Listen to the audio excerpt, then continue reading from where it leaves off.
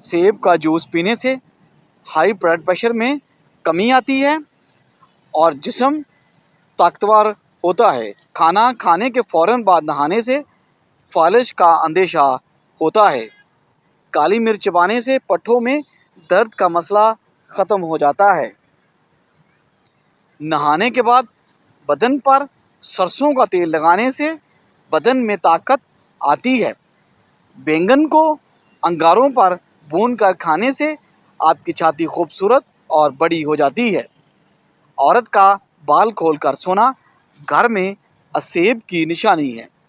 مولا علی علیہ السلام فرماتے ہیں کہ جب تم محبت کرو تو یہ مت سوچو کہ وہ تمہارے مقدر میں ہے یا نہیں، بلکہ اسے اتنا چاہو کہ خدا اسے تمہاری تقدیر بنا دے۔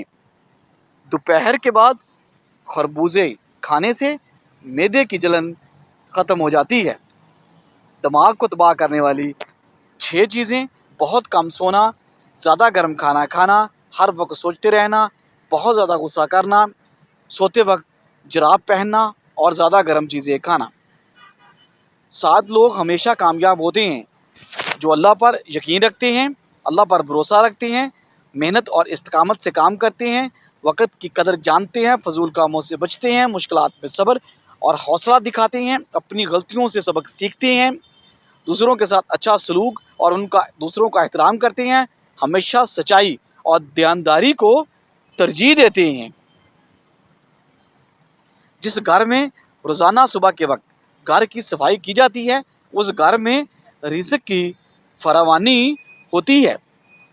جس بندے کے پاؤں بڑے ہوں گے اس کی قسمت اچھی ہوتی ہے۔ جو عورت ہمیشہ جوان رہنا چاہتی ہے اسے چاہیے کہ ناشتے میں دہی کھائے۔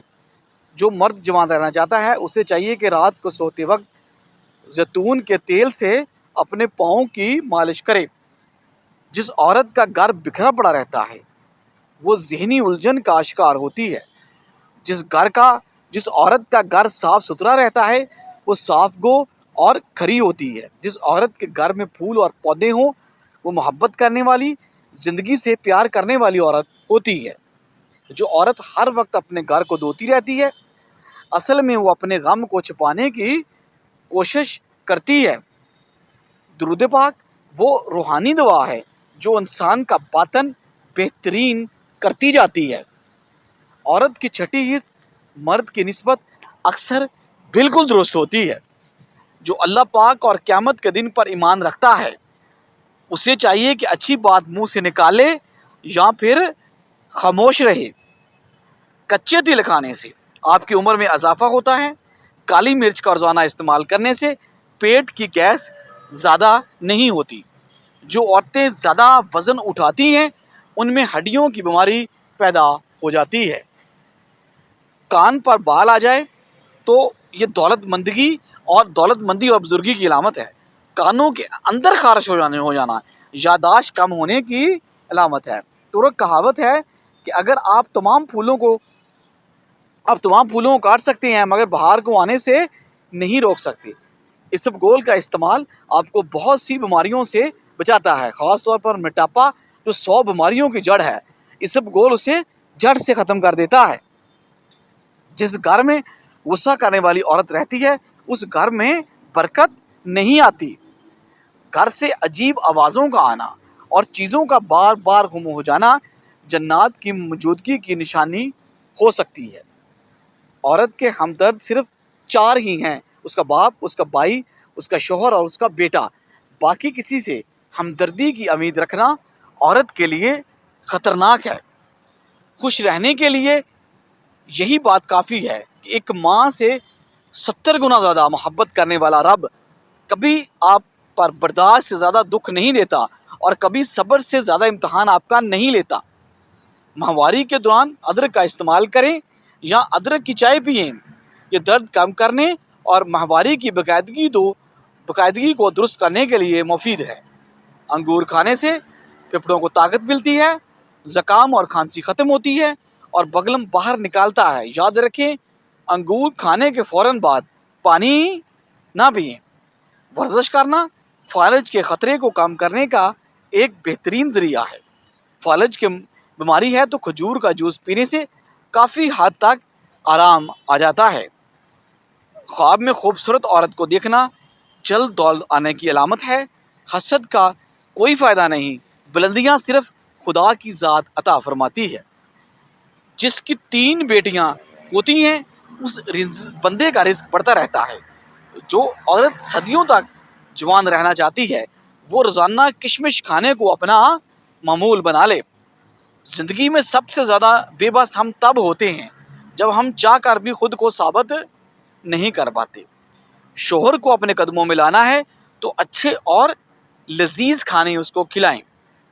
اگر چہرے کو خوبصورت بنانا ہے تو بادام کا تیل اپنے چہرے پر لگا کر اس سے مالش کریں۔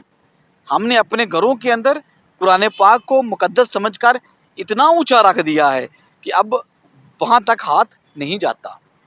ایک بڑھیا جس کا بیٹا اس کو پردیس سے ہر مہینے ایک خط میں ایک چیک بھیجتا تھا، وہ بڑھیا خط کو وصول کرتی، اسے چومتی، آنکھوں سے لگاتی اور پھر اس کو صندوق میں بند کر کے رکھ دیتی۔